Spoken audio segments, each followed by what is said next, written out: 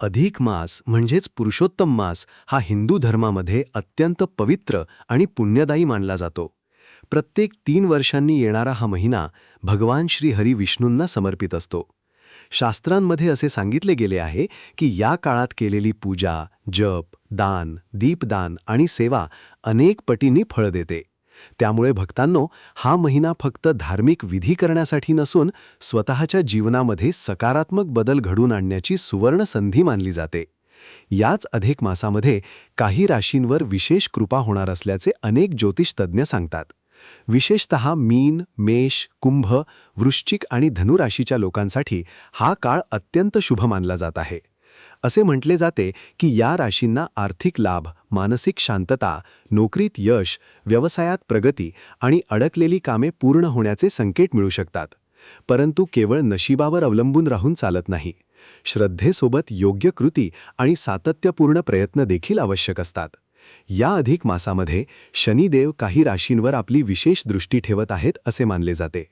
त्यामुळे काही लोकांच्या आयुष्यातील अडथळे हळूहळू दूर होऊ शकतात. ज्या लोकांना बराच काळ मानसिक तणाव, आर्थिक समस्या किंवा कौटुंबिक अडचणी जाणवत होत्या, त्यांना आता दिलासा मिळण्याची शक्यता आहे. भक्तांनो, अनेक वेळा आपण जीवनामध्ये मेहनत तर खूप करतो, पण योग्य वेळ साथ देत नाही. अशा वेळी श्रद्धा, संयम आणि देवावरील विश्वास माणसाला पुढे चालण्याची शक्ती देतो. अधिक मास हा अशाच सकारात्मक ऊर्जेचा काळ मानला जातो. या काळात केले जाणारे काही छोटे उपाय देखील खूप प्रभावी मानले गेले आहेत. विशेषतः गुरुवार किंवा एकादशीच्या दिवशी सकाळी स्नान करून भगवान विष्णूंच्या समोर तुपाचा दिवा लावणे अत्यंत शुभ मानले जाते. त्या दिव्यामध्ये थोडे काळे तीळ अर्पण केल्यास नकारात्मक ऊर्जा कमी होते असे सांगितले जाते. काळे तीळ शनीशी संबंधित मानले जातात आणि ते जीवनातील अडथळे कमी करण्यास मदत करतात अशी श्रद्धा आहे. त्यानंतर ओम नमो भगवते वासुदेवाय या मंत्राचा किमान 11 वेळा जप करावा. हा मंत्र मन शांत करण्यासाठी आणि सकारात्मक विचार वाढवण्यासाठी अत्यंत प्रभावी मानला जातो. अनेक लोक विचारतात की एवढ्या छोट्या उपायांनी खरोखर फायदा होतो का? तर याचे उत्तर श्रद्धेमध्ये दडलेले आहे. उपाय हा फक्त एक माध्यम असतो. खरी शक्ती असते ती आपल्या विश्वासामध्ये आणि सातत्यामध्ये. जर एखादी व्यक्ती मनापासून प्रार्थना करत असेल, स्वतःच्या चुका सुधारण्याचा प्रयत्न करत असेल आणि इतरांना मदत करण्याची भावना ठेवत असेल, तर तिच्या जीवनात सकारात्मक बदल हळूहळू दिसू लागतात. म्हणूनच भक्तांनो, कोणताही उपाय करताना मनामध्ये लोभ, द्वेष किंवा इतरांविषयी वाईट भावना ठेवू नका. अधिक मासामध्ये दानधर्मालाही खूप महत्त्व दिले गेले आहे. गरिबांना अन्नदान करणे, गायींना चारा देणे, पक्ष्यांना पाणी ठेवणे किंवा एखाद्या गरजू व्यक्तीला मदत करणे हे सर्व अत्यंत पुण्यदायी मानले जाते. कारण देवपूजा फक्त मंदिरात जाऊन होत नाही, तर दुसऱ्यांच्या चेहऱ्यावर हसू आणण्यातही देवाचा आशीर्वाद दडलेला असतो. अनेक संतांनी सांगितले आहे की जेथे दया, सेवा आणि करुणा असते, तेथेच खरे देवत्व असते. मीन राशीबद्दल बोलायचं झाले तर या राशीच्या लोकांसाठी हा काळ मानसिक शांतता आणि आर्थिक सुधारणा घेऊन येऊ शकतो. बराच काळ अडकलेले पैसे परत मिळण्याची शक्यता आहे. नोकरी करणाऱ्या लोकांना नवीन संधी मिळू शकतात. व्यवसाय करणाऱ्यांना जुन्या ग्राहकांकडून चांगला प्रतिसाद मिळू शकतो. मात्र खर्चावर नियंत्रण ठेवणे आवश्यक राहील. मेष राशीच्या लोकांसाठी हा काळ धैर्य आणि आत्मविश्वास वाढवणारा ठरू शकतो. नवीन काम सुरू करण्यासाठी हा काळ चांगला मानला जात आहे. पण कोणताही निर्णय घाईघाईत घेऊ नका. प्रत्येक गोष्ट विचारपूर्वक करा. कुंभ राशीच्या लोकांसाठी हा काळ आध्यात्मिक प्रगतीचा मानला जात आहे. अनेक लोकांना अचानक धार्मिक कार्यात रस वाढू शकतो. काही लोक तीर्थयात्रेचे नियोजन करू शकतात. वृश्चिक राशीच्या लोकांना करिअरमध्ये प्रगतीचे संकेत मिळू शकतात. वरिष्ठ अधिकारी तुमच्या कामाचे कौतुक करू शकतात. तर धनुराशीच्या लोकांसाठी हा काळ कौटुंबिक आनंद आणि नवीन संधी घेऊन येऊ शकतो. घरामध्ये शुभकार्याचे वातावरण निर्माण होऊ शकते. भक्तांनो, या काळात एक गोष्ट कायम लक्षात ठेवा. कोणताही उपाय हा मेहनतीची जागा घेऊ शकत नाही. देवावर श्रद्धा ठेवताना स्वतःचे प्रयत्न कधीही थांबवू नका. जर नोकरी मिळत नसेल तर नवीन कौशल्य शिकण्याचा प्रयत्न करा. व्यवसायामध्ये अडचणी येत असतील तर धैर्याने नवीन मार्ग शोधा. कारण देव त्यांनाच मदत करतो जे स्वतः पुढे जाण्यासाठी प्रयत्न करतात. अधिक मासामध्ये घरातील वातावरण शांत आणि सकारात्मक ठेवणे देखील खूप महत्त्वाचे असते. शक्य असल्यास रोज संध्याकाळी देवासमोर दिवा लावा आणि विष्णू सहस्रनाम किंवा हरिनामाचा जप करा. घरामध्ये भांडणे, कटू शब्द आणि नकारात्मक चर्चा टाळा. ज्या घरात प्रेम, आदर आणि शांतता असते तेथे लक्ष्मीचा वास कायम राहतो असे म्हटले जाते. याशिवाय या काळात अन्न वाया घालवू नका. शास्त्रांमध्ये अन्नाला अन्नपूर्णा देवीचे स्वरूप मानले गेले आहे. आपल्या क्षमतेनुसार गरजूंना अन्नदान केल्यास जीवनामध्ये सुख आणि समाधान वाढते असे मानले जाते. तसेच झाडांना पाणी घालणे, प्राण्यांची सेवा करणे आणि वृद्ध व्यक्तींचा आदर करणे हे देखील अत्यंत पुण्याचे कार्य मानले गेले आहे. अनेक वेळा लोक फक्त पैशालाच सुख समजतात, पण खरी समृद्धी म्हणजे चांगले आरोग्य, शांत मन, प्रेमळ नाती आणि समाधानाने भरलेले जीवन. अधिक मास आपल्याला हाच संदेश देतो की फक्त भौतिक सुख नव्हे तर आध्यात्मिक समाधान देखील महत्त्वाचे आहे. म्हणून भक्तांनो, या पवित्र महिन्यामध्ये शक्य तितके चांगले विचार करा, सकारात्मक रहा आणि इतरांच्या आनंदामध्ये स्वतःचा आनंद शोधा. या अधिक मासामध्ये श्रद्धेने केलेली प्रार्थना, मनापासून केलेली सेवा आणि निस्वार्थ भावनेने केलेले दान निश्चितच जीवनात सकारात्मक बदल घडवून आणू शकते.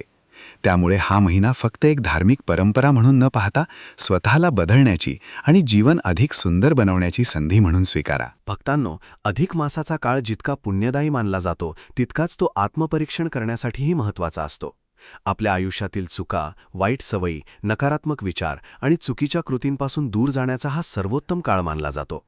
अनेक लोक या महिन्यामध्ये उपवास, जप आणि पूजा करतात, पण त्यासोबत जर स्वभावामध्येही चांगले बदल केले तर त्याचे फळ अधिक मिळते असे शास्त्र सांगते. कारण देवाला केवळ मोठमोठे विधी आवडत नाहीत, तर स्वच्छ मन, प्रामाणिकपणा आणि दुसऱ्यांबद्दल करुणा असलेली भावना अधिक प्रिय असते. अधिक मासामध्ये भगवान विष्णूंची उपासना विशेष फलदायी मानली जाते. विष्णू भगवान हे पालनकर्ता मानले जातात. त्यामुळे जीवनामध्ये स्थैर्य, शांती आणि सुख हवे असेल तर या काळात त्यांचे स्मरण करणे अत्यंत शुभ मानले जाते. सकाळी उठल्यानंतर ओम नमो नारायणाय किंवा ओम नमो भगवते वासुदेवाय या मंत्रांचा जप केल्याने मन शांत राहते असे मानले जाते. भक्तांनो, अनेक वेळा जीवनामध्ये अडचणी एवढ्या वाढतात की माणूस आतून तुटून जातो. अशावेळी देवाचे नाव आणि सकारात्मक विचार माणसाला पुन्हा उभे राहण्याची ताकद देतात. या अधिक मासामध्ये विशेष भाग्यवान मानल्या जाणाऱ्या राशींना काही गोष्टींची काळजी घेणेही आवश्यक आहे. मीन राशीच्या लोकांनी भावनांवर नियंत्रण ठेवणे गरजेचे आहे. प्रत्येकावर लगेच विश्वास ठेवू नका. आर्थिक व्यवहार करताना सावध राहा. मेष राशीच्या लोकांनी रागावर नियंत्रण ठेवणे आवश्यक आहे, कारण घाईत घेतलेले निर्णय नुकसान करू शकतात. कुंभ राशीच्या लोकांनी आरोग्याकडे विशेष लक्ष द्यावे. नियमित दिनचर्या आणि योग्य आहार यामुळे शरीर निरोगी राहील. वृश्चिक राशीच्या लोकांनी गुप्त शत्रूंपासून सावध राहावे, तर धनुराशीच्या लोकांनी पैशांची योग्य बचत करण्यावर भर द्यावा. अधिक मासामध्ये केले जाणारे दीपदान खूप प्रभावी मानले गेले आहे. संध्याकाळी तुळशीसमोर किंवा देवघरामध्ये तुपाचा दिवा लावल्याने घरातील नकारात्मकता कमी होते असे मानले जाते. काही लोक दिव्यामध्ये काळे तीळ टाकून दीपदान करतात. यामागे श्रद्धा अशी आहे की यामुळे शनिदोष कमी होण्यास मदत होते. परंतु भक्तांनो, कोणताही उपाय अंधविश्वासाने करू नका. श्रद्धा आणि सकारात्मक विचारांसोबतच विवेकबुद्धी देखील तितकीच आवश्यक आहे. या महिन्यामध्ये अनेक लोक धार्मिक ग्रंथांचे वाचन करतात. विष्णू पुराण, भगवद्गीता, रामरक्षा किंवा विष्णू सहस्रनाम यांचे पठण केल्याने मानसिक समाधान मिळते असे सांगितले जाते. घरामध्ये दररोज काही मिनिटे भजन किंवा नामस्मरण केल्याने वातावरण प्रसन्न राहते. आजच्या धावपळीच्या जीवनात माणूस पैशांच्या मागे एवढा धावत आहे की स्वतःसाठी आणि कुटुंबासाठी वेळच देत नाही. अधिक मास आपल्याला थोडा वेळ थांबून जीवनाचा खरा अर्थ समजून घेण्याची संधी देतो. भक्तांनो, लक्षात ठेवा की घरामध्ये पैसा असणे महत्त्वाचे आहेच, पण त्याहून महत्त्वाची गोष्ट म्हणजे घरातील माणसांमध्ये प्रेम आणि एकोपा असणे. काही घरांमध्ये भरपूर संपत्ती असते पण शांती नसते, तर काही घरांमध्ये साधेपणा असतो पण आनंद भरलेला असतो. म्हणूनच या अधिक मासामध्ये शक्य तितका वेळ आपल्या कुटुंबासोबत घालवा. मोठ्यांचा आदर करा, लहानांवर प्रेम करा आणि गरजू लोकांना मदत करा. अनेक ज्योतिष तज्ज्ञांच्या मते या काळात ग्रहांची स्थिती काही राशींना नवीन संधी देऊ शकते. काही लोकांना अचानक आर्थिक लाभ मिळू शकतो. काहींना नवीन नोकरीची संधी मिळू शकते. काहींची अडकलेली कामे पूर्ण होऊ शकतात. पण याचा अर्थ असा नाही की काहीही न करता सर्व काही मिळेल. नशीब तेव्हाच साथ देते जेव्हा माणूस मेहनत आणि प्रामाणिकपणा सोडत नाही. या अधिक मासामध्ये एक छोटासा उपाय अनेक लोक श्रद्धेने करतात. गुरुवारी किंवा एकादशीच्या दिवशी पिवळ्या वस्त्रांमध्ये थोडे तांदूळ, हळद आणि एक नाणे ठेवून भगवान विष्णूंना अर्पण केले जाते. त्यानंतर ते साहित्य एखाद्या गरजू व्यक्तीला दान केले जाते. अशी श्रद्धा आहे की यामुळे घरामध्ये सुख समृद्धी वाढते. काही लोक या काळात उपवास करतात, पण जर आरोग्याची समस्या असेल तर कठोर उपवास करण्याऐवजी सात्विक आहार घेऊनही भक्ती केली जाऊ शकते. देवाला आपल्या मनातील भावना महत्त्वाच्या असतात. भक्तांनो, या काळात बोलण्यावरही नियंत्रण ठेवणे खूप आवश्यक आहे. कठोर शब्द नाती तोडतात. अनेक वेळा आपण रागाच्या भरात असे काही बोलून जातो की समोरच्या व्यक्तीच्या मनाला खूप दुखापत होते. म्हणून शक्य तितके शांत राहण्याचा प्रयत्न करा. सकारात्मक बोलणे आणि चांगले विचार करणेही हे देखील एक प्रकारचे पुण्य मानले जाते. याशिवाय अधिक मासामध्ये स्वच्छतेलाही खूप महत्त्व दिले गेले आहे. घर, देवघर आणि आसपासचे वातावरण स्वच्छ ठेवल्याने मन देखील प्रसन्न राहते. काही लोक या काळात घरामध्ये तुळशीचे रोप लावतात. तुळस पवित्र मानली जाते आणि तिच्या उपस्थितीमुळे वातावरण शुद्ध राहते अशी श्रद्धा आहे.